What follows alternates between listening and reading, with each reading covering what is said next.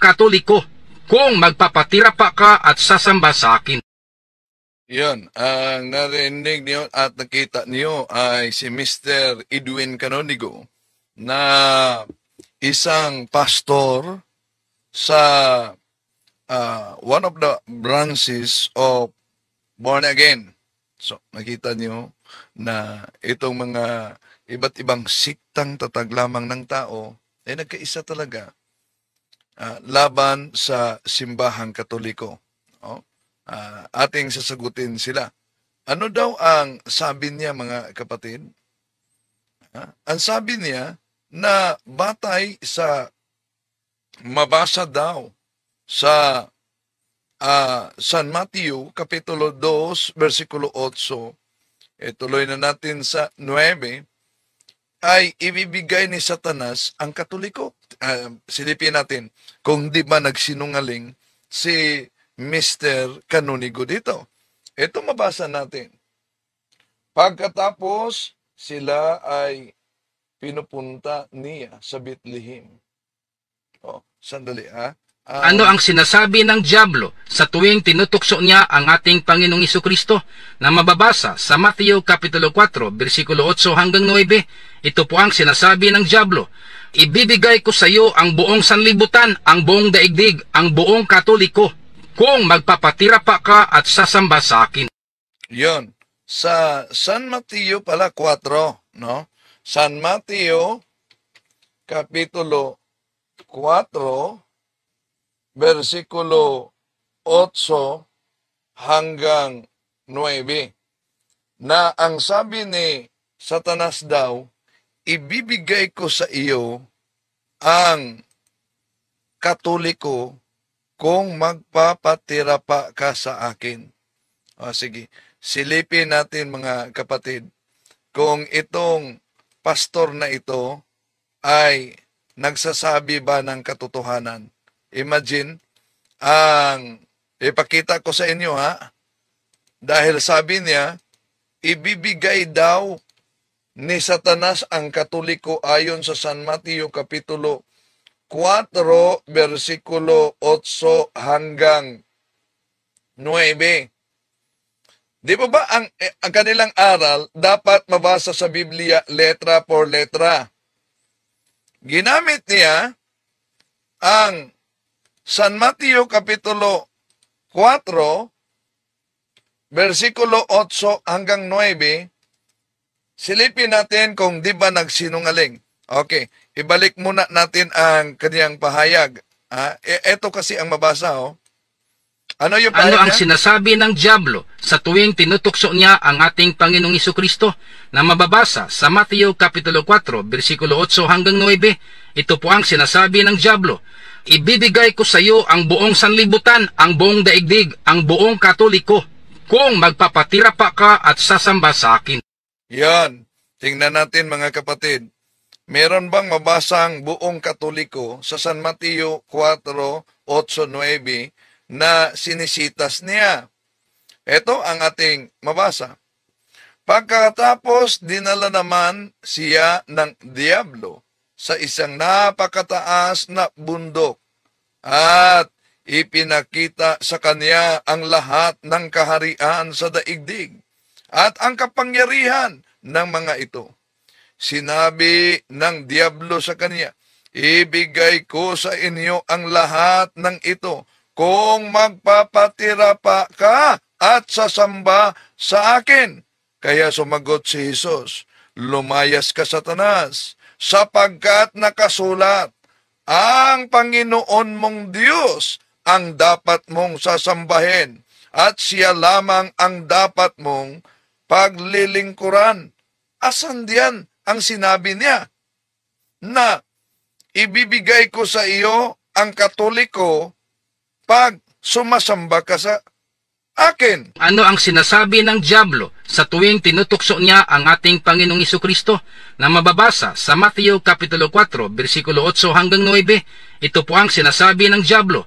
Ibibigay ko sa iyo ang buong sanlibutan, ang buong daigdig, ang buong Katoliko. Yan.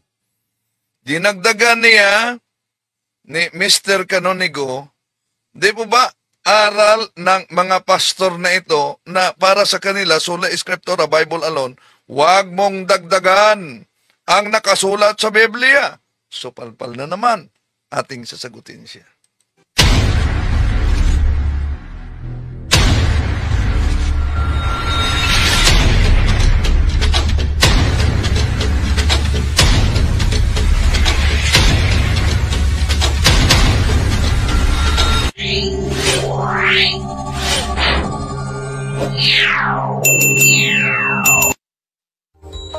Kumusta? Muli ito nyo lingkod, Brad Wendell Talibo, makasama ninyo sa pagkakataong ito. Sasagutin natin dami, no? Sa social media ngayon, nagtutulong-tulungan na itong mga pastor laban sa simbahang Katoliko. Mula sa Iglesia ni Kristong Tatag ni Felix Manalo, itong siktang tatag din ng tao at ang mga Seventh-day Adventist. Dahil alam ninyo mga kapatid, Juan 8:44, si Satanas ay ama ng kasinungalingan. No? At galit siya sa katotohanan. Kaya, gumagamit din ng mga pirated na sekta at sila nagkaisa laban sa simbahang Katoliko. At yun na, dahil sa kanilang pagkadesperado, dinadagdagan, di ba, letra por letra. Pagbigyan natin sila ng letra por letra, ang kanilang argumento ay, yun ay daya. Pero, sumisitas na dinagdagan na naman. Okay. Inanyayahan natin ang ating mga suking taga-subaybay. Huwag kalimutan na sa pagsuporta sa ating channel, pindutin ang like sa ating live. At huwag din kalimutang mag-subscribe at pindutin ang bell button para updated kayo, mag-comment at i-share ninyo mga kapatid. Welcome sa lahat.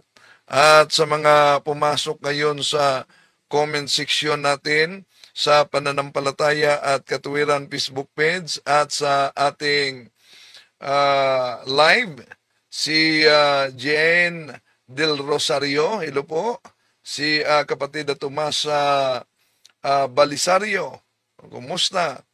At sila si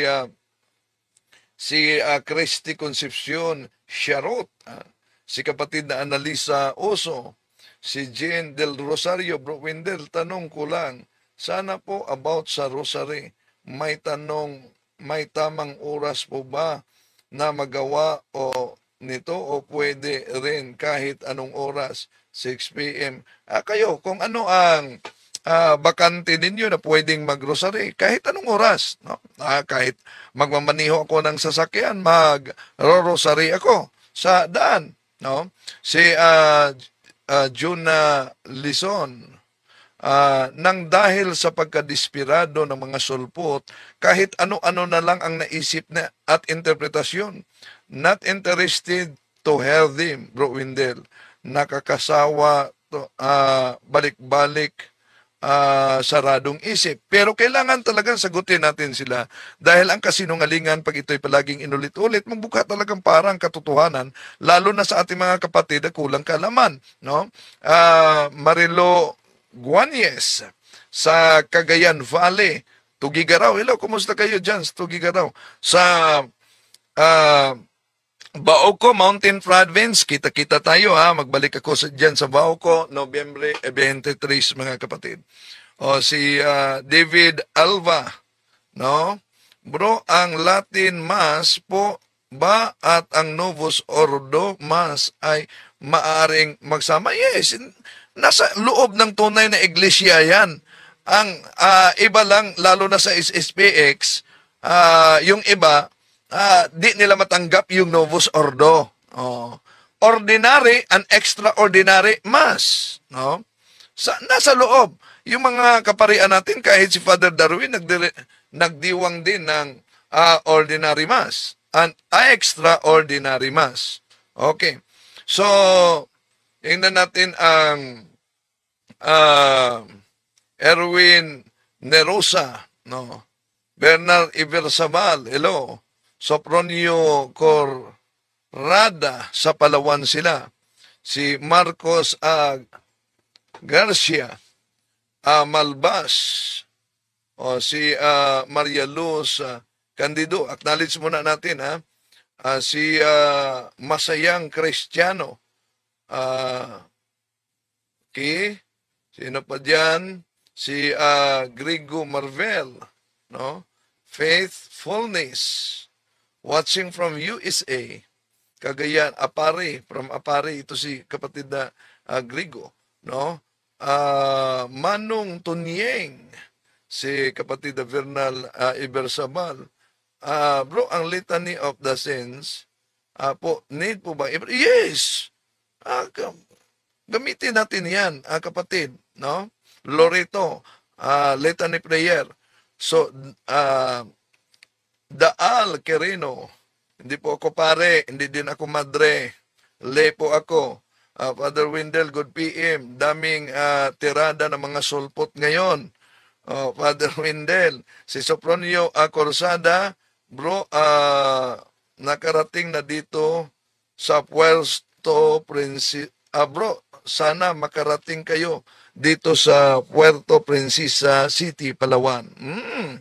Hope, no, na makapunta tayo dyan. Si Margie Saligan, good afternoon po, Bro Wendell, and si Sarah, si kapatid na Margie Saligan, watching from Paranaque, si Teresita Vergara, si Janica Pulog, watching from Ilocos Norte. Hello, kumusta kayo dyan sa Ilocos Norte? Miss ko na yung Ilocos Norte, lalo na yung mga kapatid natin, sila si kapatid na Abigail Pascual, bro, Fernando Pascual dyan, o si Father Dane, dyan sa, at ang mga kaibigan nating exorcist dyan sa, at mga kaparian sa Ilocos Norte, no?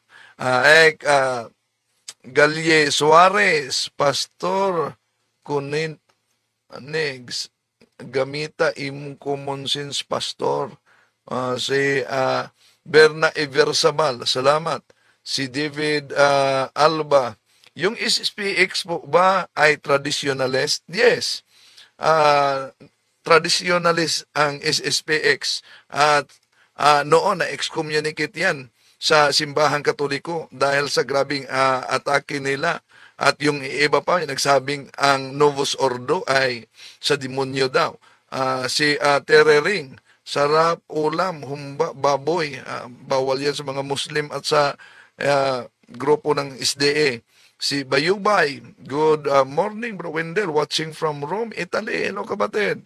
Si Eddie Olago, good afternoon sa Mulabi, Zamboanga del Sur. Si Kuya Disan, si Tomas Vil Rosario, tingnan natin sa pananampalataya at katwiran nilo. Si kapatid na Danny Mendoza, si Nida Garapi, si Sandy Brasos Camacho, si Juliet Leo Lagan Renegado, si kapatid na Cerelo Castro, dating Seventh-day Adventist yan, na sa pagsubaybay sa atin, lalo na sa mga debate at sa isinagawa na Bible evangelization, ay yumakap siya sa simbahang Katoliko. Si kapatid na Tomas Vilisario, sana makabisit ka din dito sa Bicol, sa St. Gregory Cathedral ng Albay. Wow! Si kapatid na Jean Del Rosario, opo, Bicol, sana makabisit po sila. So, si Richie Sinoro, magandang hapon, Bro Wendell, at sa lahat ng mga taga-subaybay. God bless sa ating lahat. Prodio et Ecclesia Viva, Ecclesia Catholica Apostolica Romana. Amen. Okay. Sa pagkakataong ito, mga kapatid, isa-isahin natin, sasagutin natin si Pastor Canonigo sa kaniyang banat sa simbahang Katoliko. Mga kaibigan, ano ba ang kahulugan sa salitang Katoliko? Ang salitang Katoliko galing sa Grigong salita na Katolik. Gumagamit siya ng Greek dictionary dito, pero wala namang ipinakita, basta galing sa Greek. Na ang kahulugan in English, universal, In Tagalog, buong daigdig, buong sanlibutan, at in Cebuano, tibok kalibutan. Mga kaibigan, ang salitang ito, ikumpara natin kung ano ang sinasabi ng dyablo sa tuwing tinutok. Yung salitang ito daw umano ikumpara sa pahayag dahil ang salitang Catholic, universal, sa buong bansa, anong salita ng Diablo? So niya ang ating Panginoong Isukristo na mababasa sa Mateo Kapitulo 4, versikulo 8 hanggang 9. Ito po ang sinasabi ng dyablo. So pakita natin kung sa San Mateo 4:8-9, meron ba diyan ang pahayag niya? Ibigay ko sa iyo ang buong sanlibutan, ang buong daigdig, ang buong Katoliko. Asan diyan mabasa mga kapatid? Yung sinabi niya, ibibigay ko sa inyo ang buong daigdig, ang buong Katoliko. May nakita ba kayo? Sabi ni Mr. Canonigo, may nakita ba kayo batay sa kaniyang pahayag? Ano daw? Ibigay ko sa iyo ang buong sanlibutan, ang buong daigdig, ang buong Katoliko. So, kung di nyo napansin mga kapatid at di nyo pag-aralan ang Biblia na sinitas sa pastor na ito, delikado talaga, no? Dahil gumagamit sila ng deception sa pagpahayag na nasa Mateo 4 daw, 8-9, ang sabi ni Satanas na ibibigay ang Katoliko. Ito po ang sinasabi ng dyablo. Ibibigay ko sa iyo ang buong sanlibutan, ang buong daigdig, ang buong Katoliko. Yan. Ibibigay ang buong Katoliko. Wala naman tayong mabasa diyan. Ang ating mabasa, pagkatapos dinala naman siya ng Diablo sa isang napakataas na bundok at ipinakita sa kaniya ang lahat na kaharian ng daigdig at ang kapangyarihan ng mga ito. Sinabi ng Diablo sa kanya, ibibigay ko sa inyo ang lahat ng ito kung magpapatira pa ka at sasamba sa akin. Asan ang Katoliko? Nasabi ni Mr. Canonigo, buong sanlibutan, ang buong daigdig, ang buong Katoliko, kung magpapatira pa ka at sasamba sa akin. Sa makatuwid mga kaibigan, ang buong sanlibutan na Katoliko ay inaangkin na ni Satanas noon. Yan ang logic ni Mr. Canonigo na very illogical. Pero kung gusto nila, letra por letra, mabasa sa Biblia Katoliko, ito, na ang Katoliko ay tunay na Kristiyano. Sa Roma Kapitulo 11, versikulo 12, ito mabasa natin mga kapatid. Hindi ito Katoliko na salin, Richard Baxter, paraphrase on the New Testament. Romans chapter 11, verse 12. If the Gentile had been so great, gainers by the occasion of the sin, and fall of the Jews, how much more when they shall become Christians, will they add to the glory and greatness of the Catholic Christian Church. See? Ito, paraphrase ito mga kapatid dahil gusto nila letra por letra. Pero, himay-himayin natin itong argumento na buslot ni Mr. Canonigo. Dahil, sabi niya, ang demonyo ay lumalaganap sa buong mundo. At dahil ang salitang Katoliko sa English universal, ibig sabihin, lumalaganap sa buong mundo. So, ergo, therefore, ang Katoliko para sa kanya ay sa demonyo. Yan ang kaniyang illogical, mga kapatid, na argumento. Okay. Ito, sasagutin natin. No? Basta lang makatira sa simbahang Katoliko. Ginamit kaya ni Mr. Canonigo ay ang kanyang common sense? Kahit ang common sense ay hindi common sa bawat isa. Sasakyan natin ang very illogical na argumento niya. Una, Mr. Canonigo, saan ba kayo nakatira? Di ba, nandito kayo sa mundong ito? Kung nakatira kayo sa mundong ito, tanong, sino ba ang hari ng mundong ito? Silipin natin sa Biblia. Sino ang hari sa mundong ito? Ito ang mabasa natin. 2 Korinto chapter, 2 Korinto kapitulo 4, versikulo 4. Ayaw nilang maniniwala sa magandang balita dahil ang kanilang mga isipan ay binulag ni Satanas na nagahari sa mundong ito. Binulag niya sila para hindi maintindihan ang magandang balita tungkol sa kapangyarihan ni Kristo sa nasiyang larawan ng Diyos. Sino daw ang hari sa buong mundo?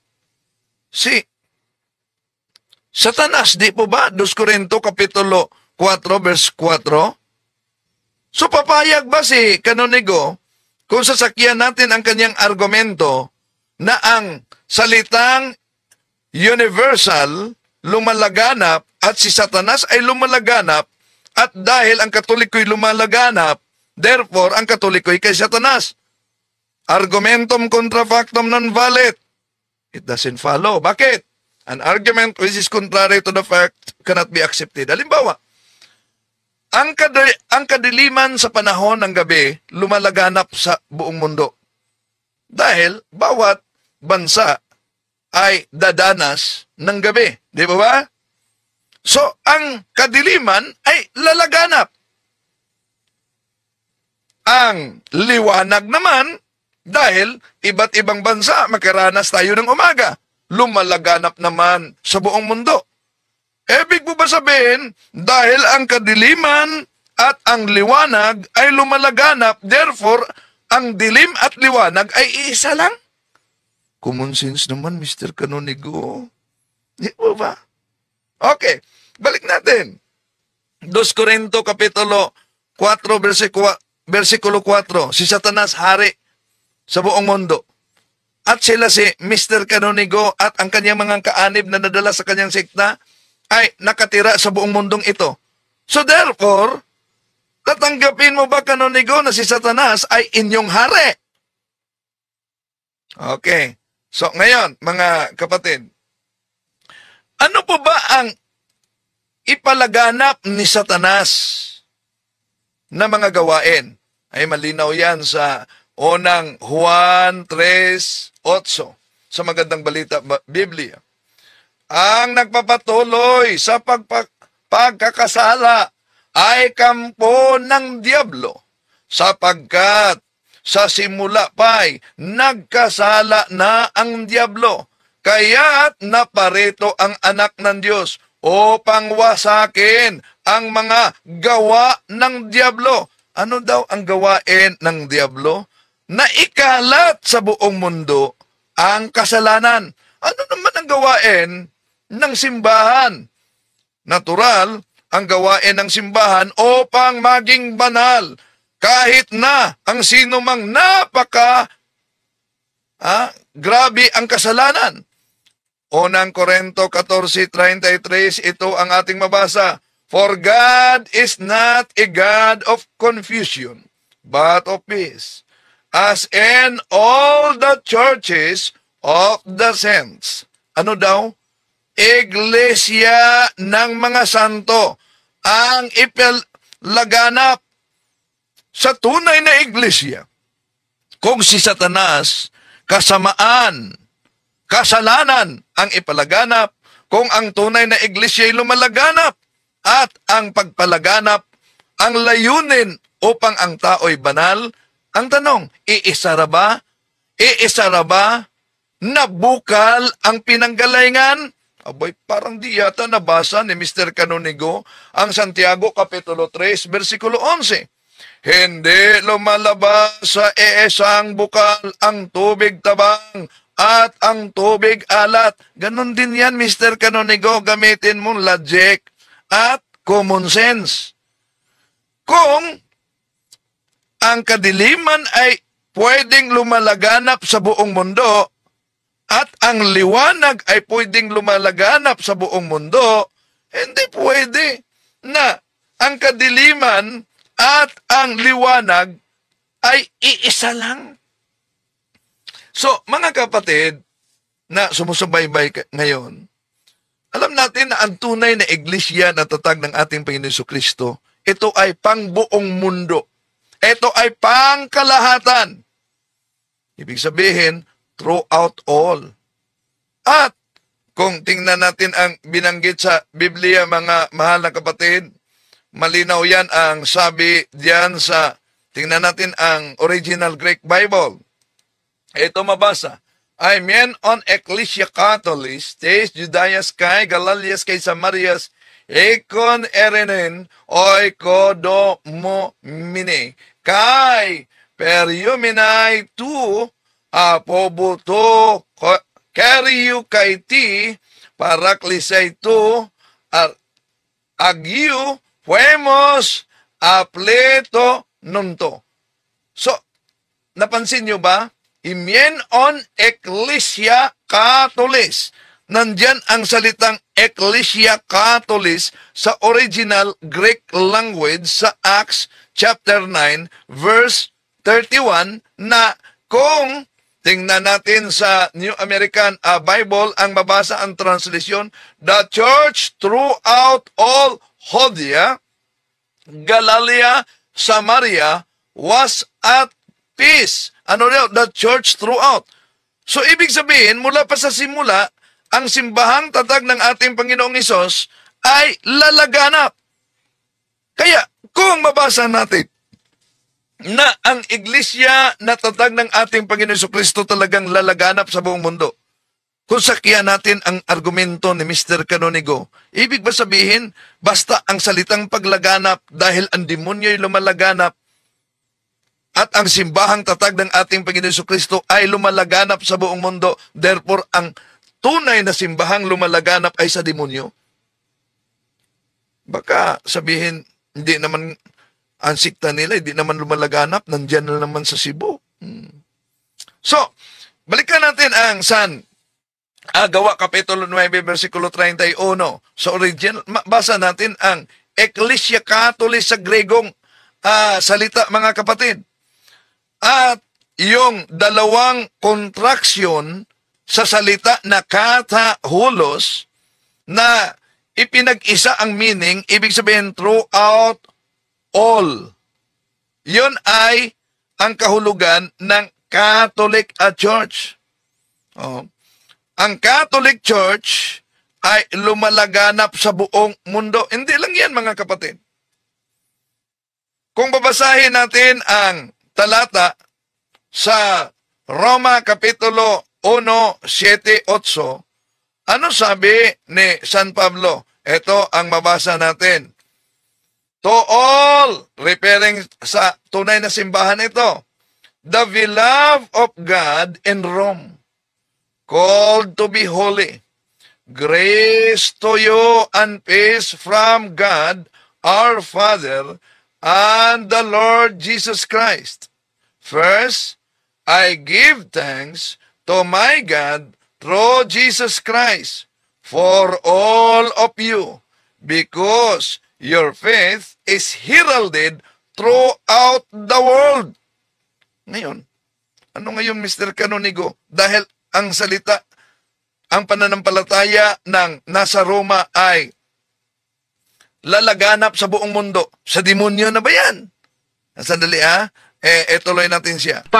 Yan ang isa sa dahilan kung bakit si Kristo ay nag-uutos sa kanyang disipulo na ipapahayag ang kanyang ebanghelyo sa buong mundo. So, alam pala niya na ang ating Panginoong Hesukristo ay nag-utos sa kanyang mga disipulo. Anong utos? Ang utos ng ating Panginoong Hesukristo ay ipahayag ang ebanghelyo sa buong mundo. Alam pala niya. So kung nag-utos ang ating Panginoong Hesukristo, gamitin natin ang kanyang logic na illogical. Kung nag-utos ang ating Panginoong Hesukristo, mga kapatid, na ipalaganap ang kaniyang ebanghelyo sa buong mundo at ang kaniyang argumento, ang salitang paglaganap dahil ang demonyo ay lumalaganap, therefore ang paglaganap ay sa demonyo. Oh, ibig ba sabihin, sa very illogical na argumento ni Mr. Canonigo ay inutosan ng ating Panginoon Kristo na susunod din sa paraan ng demonyo ang kaniyang mga alagad sa pagpalaganap ng ebanghelyo. Isip-isip naman, Mr. Canonigo. Balik natin siya. Ebanghelyo sa buong mundo, sa buong Alam niya, inuutos ng Panginoon. ay nag-uutos sa kanyang disipulo na ipapahayag ang kanyang ebanghelyo sa buong mundo, sa buong Katoliko. Inuutos daw ng ating Panginoong Hesukristo na ipahayag ang kanyang ebanghelyo sa buong mundo, sa buong Katoliko. Ito, urong-sulong na naman si Mr. Canonigo sa kanyang argumento. Di ba ba? Aba, Mr. Canonigo, baka masira ang 10% niyan. Sabi niya, ang Katoliko'y sa demonyo. Pagkatapos, dito sa kanyang argumento, inutusan ng Panginoon Jesucristo, ano daw? Ipahayag ang kanyang ebanghelyo sa buong mundo, sa buong Katoliko, para maligtas, para mapatawad at maligtas at makaangkin ng buhay na walang hanggan. Dito mga kapatid, nako, Mr. Canonigo, batay sa pahayag mo, ikaw lang ang nagsupalpal mismo sa pahayag mo. Imagine, mga kapatid, inutusan, galing mismo sa kaniya, inutusan ng ating Panginoong Hesukristo ang kanyang mga alagad na ipangaral ang ebanghelyo sa buong Katoliko, sa buong mundo, sa Katoliko, para daw maligtas ang tao. Pagkatapos sabi niya, ang Katoliko'y galing sa demonyo. Dito pa lang supalpal na si Mr. Canonigo sa kaniyang pahayag. Hindi lang yan. Anong sabi ng ating Panginoong Jesucristo kung sisilipin natin ang Mark chapter 11 verse 17? Malinaw yan. Ang sabi, He taught them, the scriptures declare, my temple will be called a place of prayer for all nations. But you turned it into the den of thieves. So ano daw ang kanyang templo? Tatawagin itong templo na panalanginan sa buong mundo.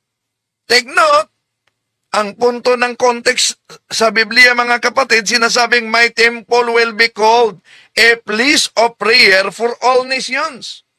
Ito ay future tense. So, at ito ay tumutukoy sa kanyang iglesia dahil temple ang ginagamit, sa ibang salin, bahay, ang aking bahay. At alam naman natin na unang Timoteo 3:16, ang bahay ng Diyos, ang iglesia ng Diyos. At ano sabi niya? My temple. Sa ibang salin, my house will be called a place of prayer for all nations. Kaya, for all nations, Catholic, napaka-obvious naman mga kapatid, na kakalat talaga ang simbahang itinatag at pinagtutulungan na inuusig ng mga anti-Katoliko ngayon. So, ang iglesia na itinatag ng ating Panginoon Jesucristo sa Mateo Kapitulo 16-18, mga kapatid, no? Et ego di cuciato is Petros, et soperam Petram, edipicabo iglesiam iam, et portain perinon prebilabot adversus iam. Ang iglesyang tatag ng ating Panginoon Jesucristo, pang buong mundo, dahil ang mga miyembro nito ay mula sa iba't ibang nasyon, mula sa iba't ibang lahi, iba't ibang salita, iba't ibang kultura, at iba't ibang mga tao. At ito ang sabi ni San Juan, Revelation chapter 7 verse 9, etong mabasa natin. After this, I had a vision of a great multitude, which no one could count, from every nation, race, people, and tongue. They stood before the throne and before the Lamb, wearing white robes, and holding palm branches in their hands. See? Napakalinaw mga kapatid na ang simbahan na tatag ng ating Panginoon Jesucristo lumalaganap talaga sa buong mundo. Katoliko. Iba't ibang lahi ng mga tao, iba't ibang kultura, iba't ibang salita mula sa iba't ibang nasyon.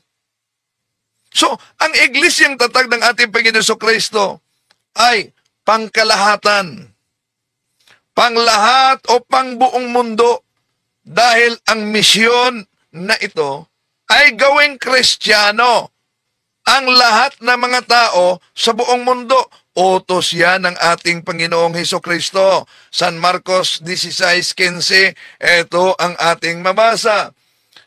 He said to them, "Go into the whole world and proclaim the gospel of every creature." Ngayon, kung utos ng Panginoon na ipalaganap ang kanyang ebanghelyo sa buong mundo, anong sabi ni Mr. Canonigo? Mundo sa buong Katoliko. So, basta buong mundo, buong Katoliko daw. Na ipapahayag ang kanyang ebanghelyo sa buong mundo, sa buong Katoliko, para maligtas, para mapatawad at maligtas at makaangkin ng buhay na walang hanggan. Yan mga kapatid, dito pa lang. Kinontra na ni Mr. Canonigo ang kanyang pahayag na ang salitang Katoliko ay sa demonyo. Eto ba? Gawa Kapitulo 1, versikulo 8. Anong mabasa natin? Ito'y mabasa natin mga mahal na kapatid. But you will receive the power when the Holy Spirit comes upon you, and you will be my witnesses in Jerusalem, throughout Judea and Samaria, and to the ends of the earth. See? Yun ang mangyari talaga. Yun talaga ang tunay na iglesyang tatag na ang ating Panginoong Hesukristo, mga kapatid. No? Lalaganap sa buong mundo. Ngayon, tingnan natin ang isa pang talata. Mateo, Kapitulo 28:19. Anong mabasa natin diyan? Ito'y mabasa natin mga kapatid sa naturang talata. Go therefore and make disciples of all nations, baptizing them in the name of the Father and of the Son and of the Holy Spirit. Utos yan ng ating Panginoong Hesus. Kaya dahil iyon ay utos ng ating Panginoong Hesus, anong sabi ni Mr. Canonigo?